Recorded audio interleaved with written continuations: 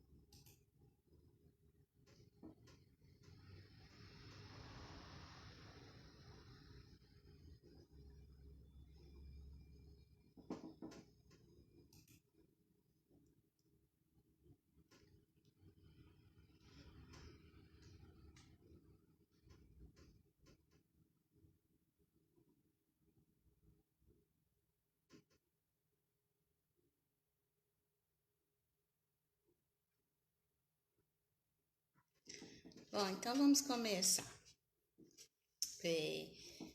Primeiramente, eu gostaria de me apresentar.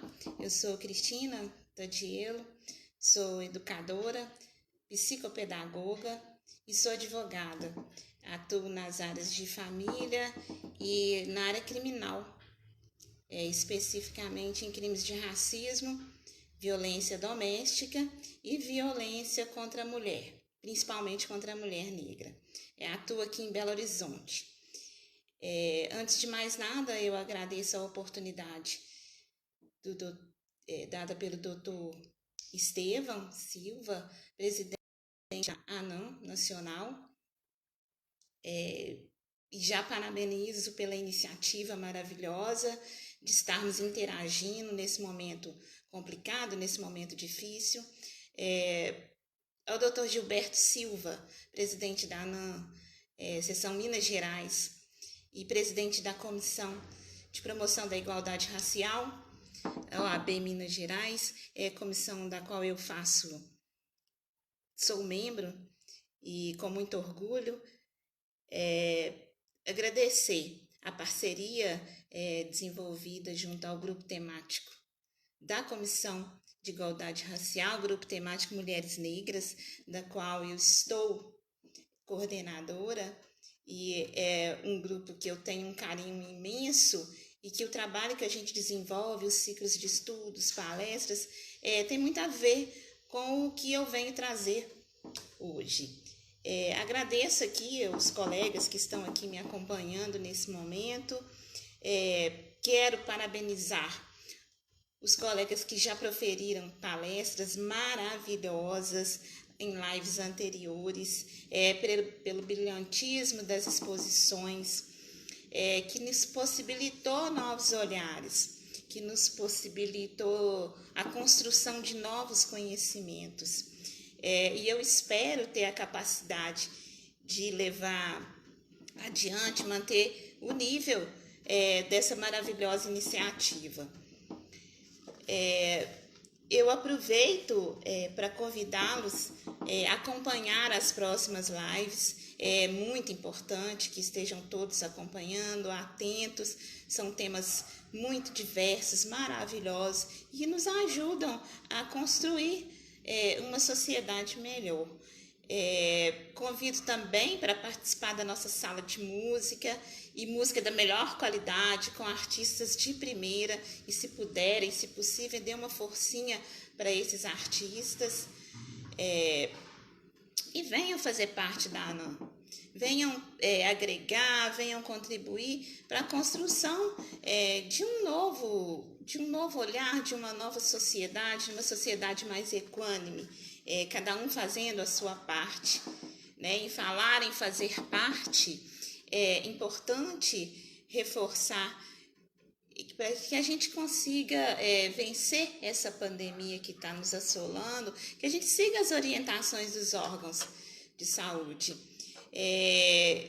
A gente precisa combater, cada um fazendo a sua parte, sem maiores guerras, sem maiores conflitos.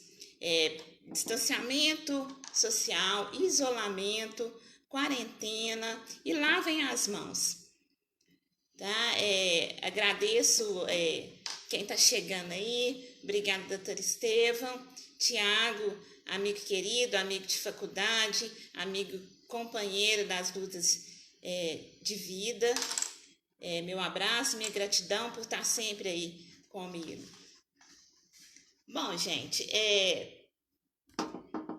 mineiro sempre gosta muito de uma boa prosa, né? A gente aqui gosta de bater um papo, de contar causo, de conversar fiado, mas a gente sempre faz isso regado a um bom cafezinho, tá aqui, cafezinho, e a gente costuma se deliciar e mergulhar nas delícias de Minas. Então tá aqui também bolinho de fubá, cremoso, para acompanhar essa nossa prosa, e é uma pena que seja virtual, né? Mas isso logo passa, né? A gente fazendo a parte que nos cabe, logo passa, né? Bora lá então? Sororidade racial. Sororidade racial, o que seria isso? A princípio, eu vou conceituar esse termo, sororidade. Sororidade, ela está ligada diretamente com a ética feminista, ética feminista contemporânea, ou seja, ela está ligada a tudo que diz respeito à união de mulheres, a uma aliança em que as mulheres se propõem no sentido de estarem sempre juntas, acolhendo, segurando uma na mão da outra, defendendo nas lutas diárias contra a desigualdade, contra a segregação, contra preconceito e principalmente crescendo junto. Boa tarde, doutora Ângela. É importante a gente entender esse fio condutor dessa sororidade que se pauta no crescimento conjunto, no crescimento vertical, junto, um ajudando o outro, uma ajudando o outro, que no caso a sororidade, ela como eu falei, está diretamente ligada ao feminismo, à ética feminista. Todavia, nas vivências, nos meus estudos, eu sou pós-graduanda em direitos humanos e relações étnico-raciais. Então, nesses meus estudos, na observação diária de comportamentos, eu percebi a pertinência desse termo nas relações raciais, principalmente nas relações entre pessoas negras. Aí a gente pergunta, mas em qual sentido? Como é que é isso? Quais as perspectivas dentro desse contexto? Bom, historicamente, não precisa nem falar, todo mundo sabe que o negro vem de uma violência descomunal, desumana ao longo dos tempos. E isso trouxe sequelas históricas que perpetuam até hoje, atravessaram os anos e perpetuam até hoje. Então, dentro dessas observações, dentro desses estudos, percebe-se que existe um fio condutor comportamental de pessoas negras que se manifestam negativamente ao reconhecimento do outro como potencial protagonista com suas potencialidades e seus talentos.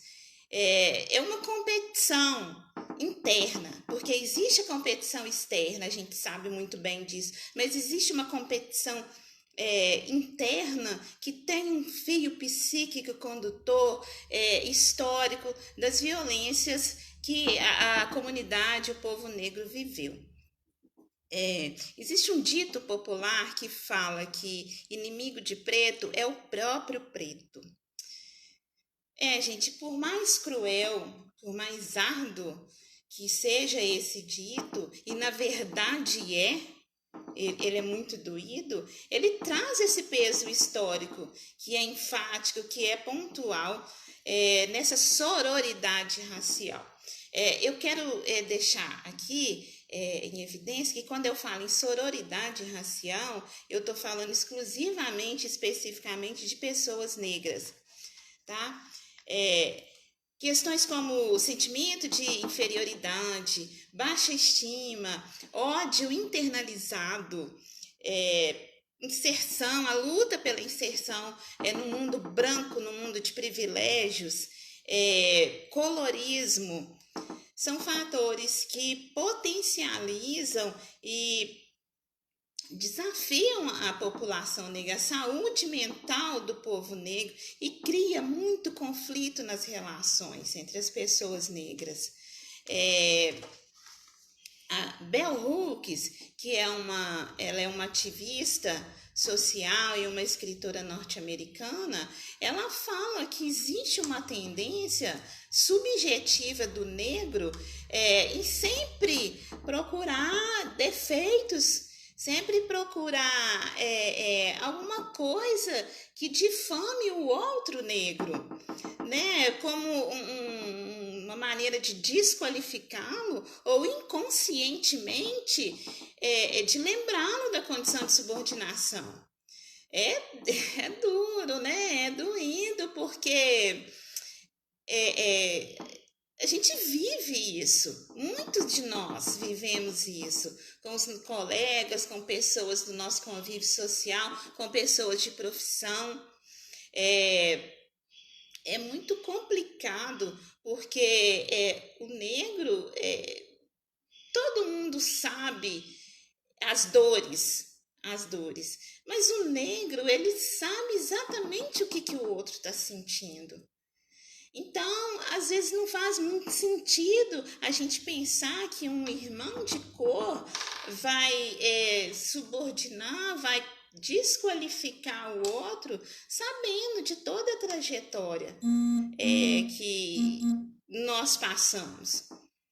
Na verdade, a gente não precisa ser os melhores amigos, isso não existe em esfera nenhuma, mas existe uma solidariedade racial, a sororidade que precisa ser preservada entre o povo negro.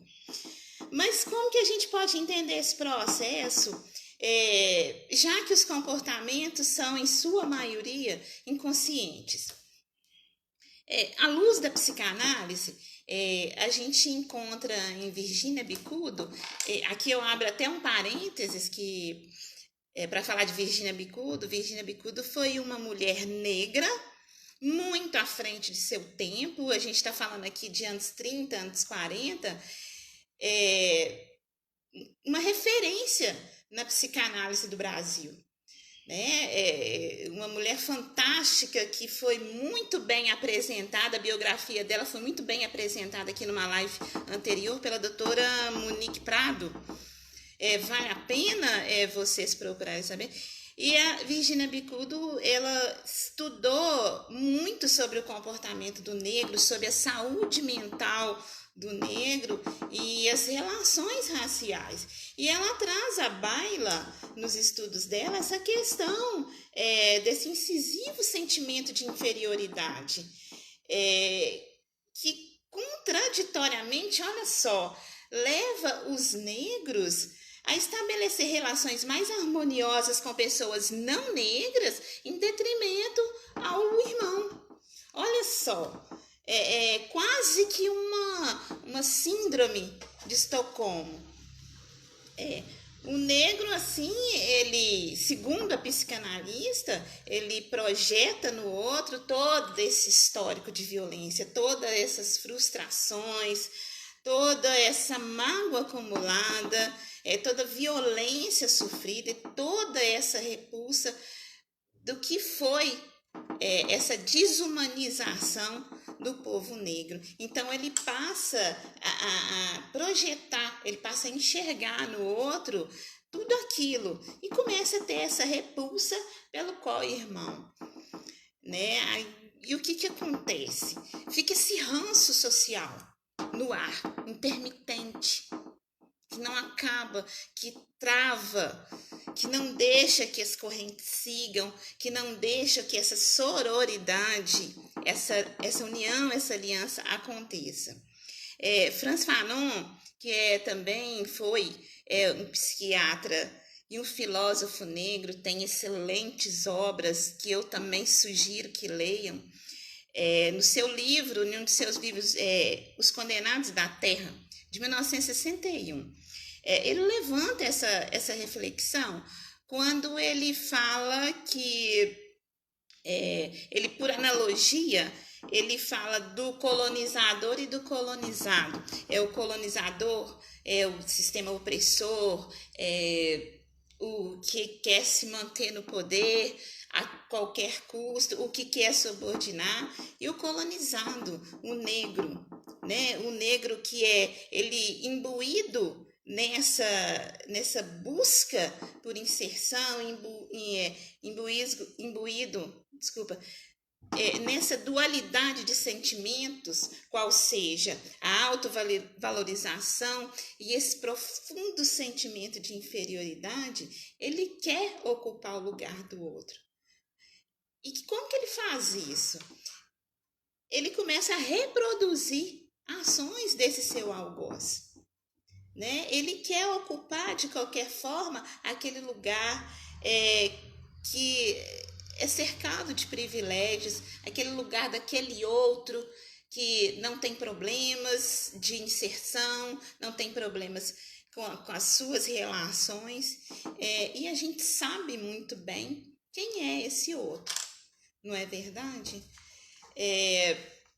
Essa busca incessante pela inclusão, pela inserção social para o povo negro, mergulha em conflitos interiores muito violentos, violentos e arrasadores. Nesse momento eu gostaria aqui de especificar um pouco sobre a mulher negra, Grada Quilomba, que é uma escritora e psicóloga portuguesa. Ela fala que a mulher negra, ela é o outro do outro. Como assim? A gente sabe que a mulher negra está na base da pirâmide social. A mulher negra está ali segurando a barra de toda essa estrutura social. Ela está ali aguentando forte, firme, toda essa segregação. E ela sempre sofre mais, porque ela está sempre na mais difícil relação de reciprocidade. A mulher negra, ela é a antítese de uma dualidade entre branquitude e masculinidade. Ela não é branca, né? Então ela está em contraposição à branquitude, e ela não é homem, ela não é masculina, ela é uma mulher. Então ela nunca pode ser ela mesma. E pior ainda é sofrer esse tipo de preconceito, de segregação entre as mulheres negras. E a gente sabe que existe, né? Muitas de nós já passamos por isso, passa até hoje, mas é uma coisa que fica calada na alma. A gente às vezes tem medo de falar, a gente tem medo de expor, e eu acho que é aí que está o cerne. A gente não deve deixar de falar nunca. É só falando que as coisas vão aparecendo, aí acontecendo.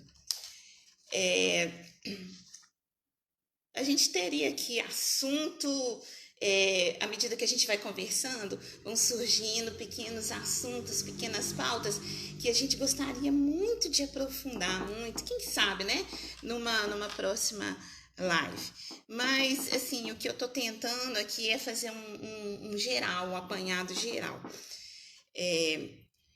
E a reflexão que a gente traz aqui Diz respeito também às práticas implícitas, ao modus operandi que a gente a gente está colocando em ação, que tende a reproduzir as práticas dos colonizadores. Assim como o Frantz Fanon faz essa analogia, a gente tem essa tendência. A gente está imbuída ainda historicamente dessa questão colonizador-colonizado. E principalmente sobre as nossas escolhas. A gente tem que parar para pensar o que a gente tá querendo, o que a gente está produzindo, como que a gente está agindo em relação ao nosso irmão de cor. À medida que a gente vai reafirmando estereótipos cunhado por esses opressores, por esses colonizadores, a gente vai replicando falas ofensivas, negando a si próprio e ao mesmo tempo negando o outro, a gente vai alimentando ainda mais esse sistema racista, esse sistema que adoece, esse sistema que desumaniza, que tira da gente a vida, que tira da gente toda a perspectiva de construir algo melhor para nós, para nossos filhos, né? Impede a gente dessa sociedade equânime que a gente sempre sonha, né? E nesse sentido, a gente passa sim a ser corresponsável pelas consequências sociais e mentais da nossa própria exclusão, né? Mas assim, gente, a questão não que eu queria deixar bem em evidência, não é levantar culpas e potencializar situações conflitantes, muito pelo contrário. Muito pelo contrário, é fomentar a reflexão sobre tudo isso e qual de fato é o papel que a gente está exercendo, qual o papel que a gente está desempenhando nas nossas esferas de atuações, nas nossas relações em casa, nas nossas relações com os nossos amigos, nas nossas diversas relações. Né? A partir de todo esse cenário, então, gente, e retomando a contextualização da sororidade, a gente percebe o quanto que é fático e substancial a gente falar de sororidade racial. Claro que pedindo licença à aplicação à ética feminista contemporânea, mas é um conceito que cabe muito bem nessas relações entre as pessoas negras. Encarar de forma objetiva, encarar com inteligência, encarar com discernimento, porque só assim essas questões vão se dissipando, porque são fatos. Eu teria N depoimentos aqui para poder apresentar para vocês de fatos reais, de que essas questões são recorrentes. Inclusive experiência própria eu poderia dissertar. Mas é como eu falei, quem sabe numa próxima oportunidade, numa próxima live, a gente possa discutir um pouco mais sobre esse assunto. Mas na prática, vamos ver o que seria possível que a gente fizesse para poder tentar minimizar essas questões. Eu, como educadora de carteirinha, às vezes eu estou até chata quando eu digo que a educação é a fonte de tudo. Eu acredito muito na educação, eu acredito completamente na educação. E baseado nessa educação, a gente precisa falar sobre o assunto, a gente precisa esgotar possibilidades, a gente precisa estudar, a gente precisa escutar, a gente precisa entender, a gente precisa reconhecer as situações em que a gente está vivendo, a gente precisa se conhecer, A gente precisa propor soluções. A gente precisa falar muito, porque não falar sobre os problemas, de forma nenhuma ele vai deixar de existir, muito pelo contrário, ele vai ficar assombrando e potencializando ainda mais essas forças negativas que impedem todo mundo de crescer, principalmente essas relações entre pessoas negras. É aquela questão da consciência humana. Como é que a gente vai falar de consciência humana de humanos que desumanizaram o povo preto? O povo preto foi desumanizado, foi excluído, foi segregado, foi tirado dos seus direitos. Então, é preciso que a gente tenha consciência de que esse povo também é gente, é humano, para a gente chegar nessa consciência humana. Sugiro leituras, gente, busca de conhecimentos. Tem livros maravilhosos. Aqui eu sugiro o Tornar-se Negro, de Neuza Santos Souza, que ele aborda coisas que calam fundo na nossa existência. E parece que ela está tocando na alma de cada um. Então eu sugiro Tornar-se Negra. Outra coisa, existe um segmento consumerista e econômico de nome Black Money. Eu acho que muita gente já deve ter ouvido falar. Esse movimento surgiu nos Estados Unidos e eu não vou entrar em detalhes, até porque eu não tenho conhecimento profundo sobre isso, mas basicamente é um movimento que também combate o racismo, e um movimento de união entre pessoas negras, que potencializa essa concepção e essa aplicabilidade efetiva do termo sororidade racial.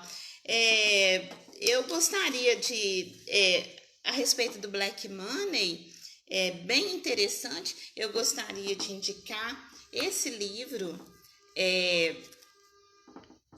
O Lado Negro do Empreendedorismo, Afroempreendedorismo e Black Money. É um livro de linguagem direta, objetiva, fácil da gente entender, da professora Maria Angélica Santos, daqui de Belo Horizonte, mestre em Direito Público, aqui pela PUC, e uma pessoa maravilhosa, uma mulher negra, ativista, militante, que nos presenteou com essa obra. Então eu sugiro, se alguém tiver interesse, depois eu deixo aqui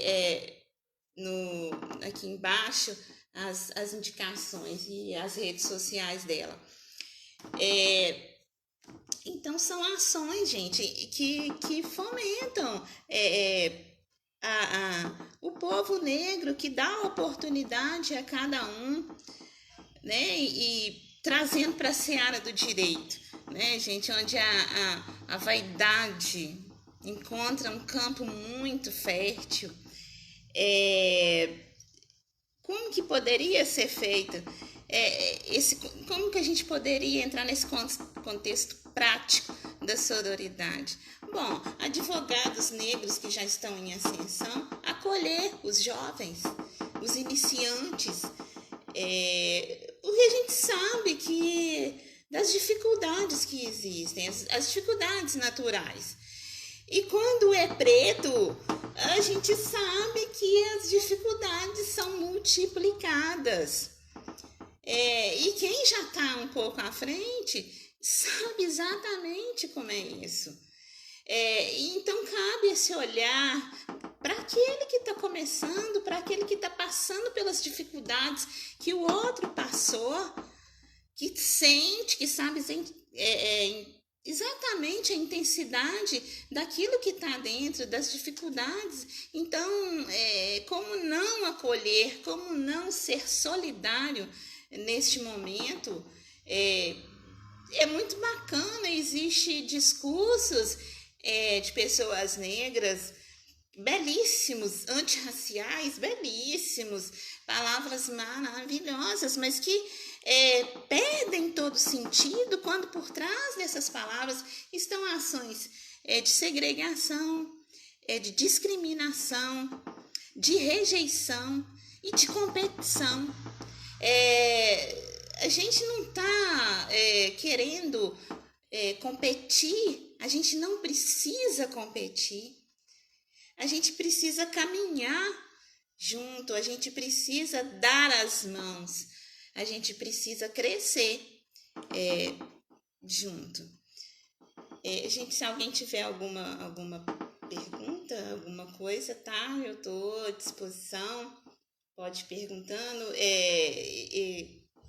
Eu só gostaria de saber se tá tudo bem, se estão entendendo o contexto, se está tudo bacana. Aqui a gente tem o Raimundo Oliveira, concordo contigo no acolhimento dos advogados iniciantes. Sim, Raimundo, é muito importante esse acolhimento. Principalmente, que é igual eu já falei, a gente sabe exatamente a intenção daquilo que está passando dentro da gente, né? A gente já tem essas guerras sociais externas, não custa nada a gente manter a paz internamente entre os nossos, não é verdade? A gente volta a falar, não estamos competindo, eu acho que existe espaço para todo mundo, e que bacana que é a troca, porque eu acho que ao mesmo tempo que o advogado já veterano, ele tem muito para poder ensinar, o iniciante também. É sempre uma troca, existe sempre novos olhares, novas perspectivas. Então é importante, sim, esse acolhimento. Dr. Gonçalves Júnior, boa tarde. Tiago, meu amigo, boa tarde. Então, gente, já assim, partindo para uma consideração final, até porque, igual eu falei, esse tema é bem extenso. Eu gostaria muito de aprofundar mais. É um tema que eu gosto muito. Eu gosto muito de aliar a prática do direito com questões psicológicas que eu acho que ajudam muito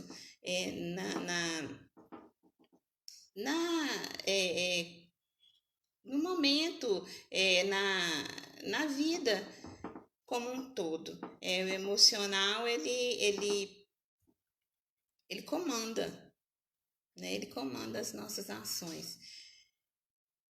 Deixa eu ver mais perguntas aqui. O Raimundo Oliveira pergunta como você está vendo essa situação dos advogados que estão em estado de miserabilidade devido ao contexto social do Covid-19. O que fazer?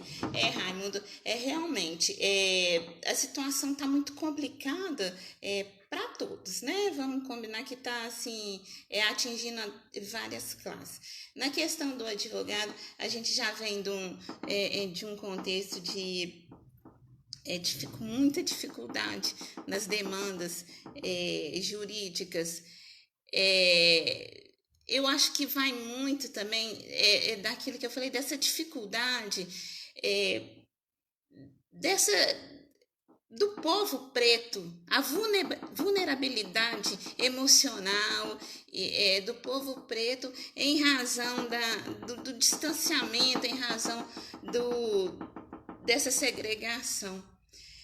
Eu acho que os órgãos que tutelam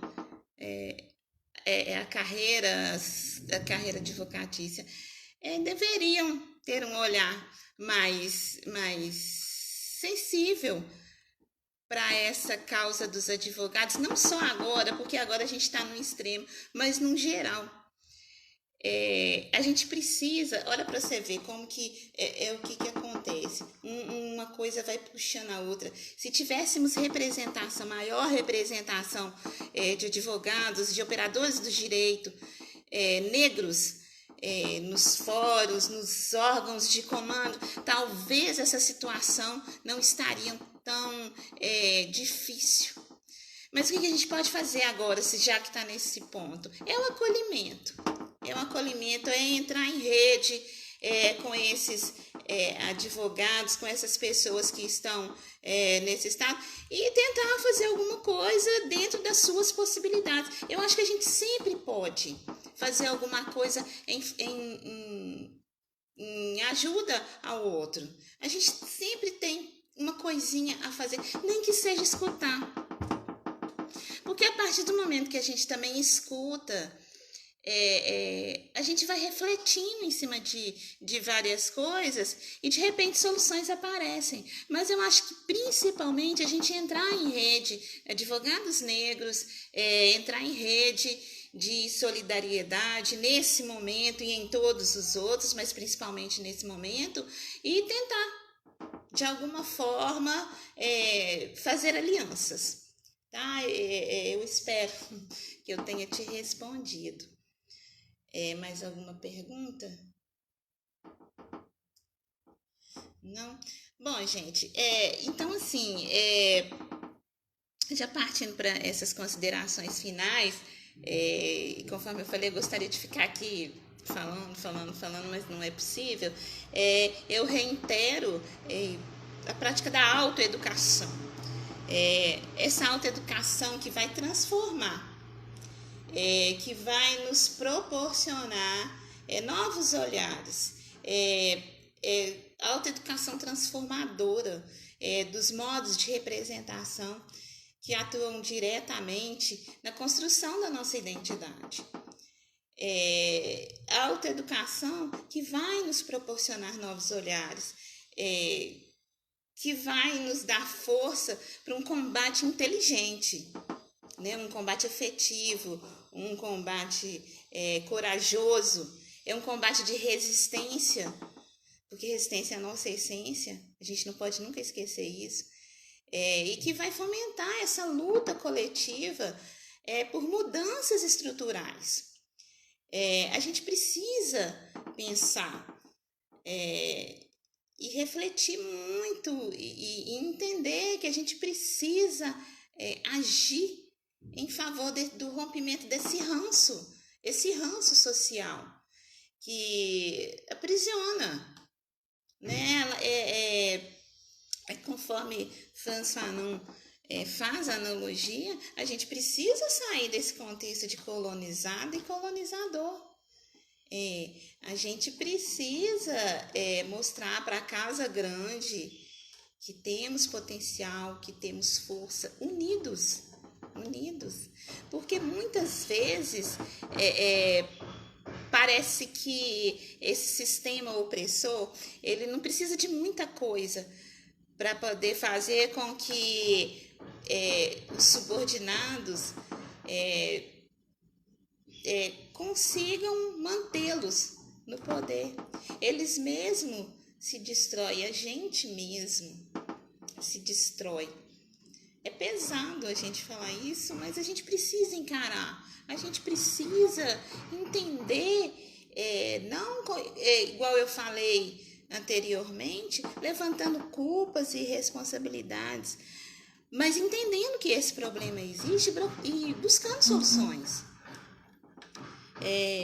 A gente precisa descolonizar, a gente precisa aquilombar, tá? É uma reflexão que a gente precisa fazer, tá? Alguém com mais perguntas? Não? Bom, gente, então é isso. Eu espero ter dado meu recado, né? Foi com muito carinho e com muita gratidão que eu participei dessa live. Eu espero de coração ter correspondido. Estou à disposição para dúvidas, considerações. Mais uma vez eu agradeço, doutor Estevam, a ANAN nacional, a ANAN estadual, na pessoa do Dr. Gilberto Silva, que é uma pessoa que eu admiro muito pela luta, que ele está à frente aqui em Minas Gerais. É uma pessoa que agrega é uma pessoa que tenha essa questão da sororidade nele. A todos vocês que tiveram a disponibilidade de me acompanhar, o pessoal da Comissão de Promoção da Igualdade Racial, eu já disse, da qual eu sou membro, e tem muito carinho também pelo Grupo Temático Mulheres Negras. A gente desenvolve um trabalho muito bacana nesse grupo de debates, de estudos, de acolhimento, que é muito pertinente a isso que eu falei hoje. São mulheres maravilhosas, é o grupo no qual eu estou no momento coordenadora, e que é muito bacana o trabalho que a gente desenvolve. Também seria uma questão prática para essa sororidade. Enfim, gente, eu agradeço a todos, familiares, vocês que estiveram aí do outro lado. Reitero o meu convite, que venham para a ANAM, venham conhecer esse espaço, venham participar, venham agregar. É muito importante isso. Vamos nos aquilombar, né? De repente, como sororidade mais ligado ao movimento contemporâneo feminista, quem sabe aquilombar seria um termo que a gente poderia usar como sinônimo desse, né, para o povo preto. Seguindo mais uma vez as instruções dos órgãos de saúde, vamos nos cuidar e cuidar do outro. Muito importante, cuidar do outro, para que isso tudo passe e que a gente saia melhor disso tudo. Vamos deixar discussões de lado, polarizações, enfim, vamos nos cuidar. E eu vou deixar aqui, né, como reflexão, o pensamento, aquele que fala que quando reconheço o outro, reconheço a mim mesmo. E eu só existo porque nós existimos. Ubuntu. Valeu, gente. A gente se encontra em uma próxima oportunidade, tá? Fique em casa, agreguem-se à ANAM, curta a nossa sala musical, dê uma forcinha lá para os nossos artistas e lavem as mãos. Boa tarde a todos.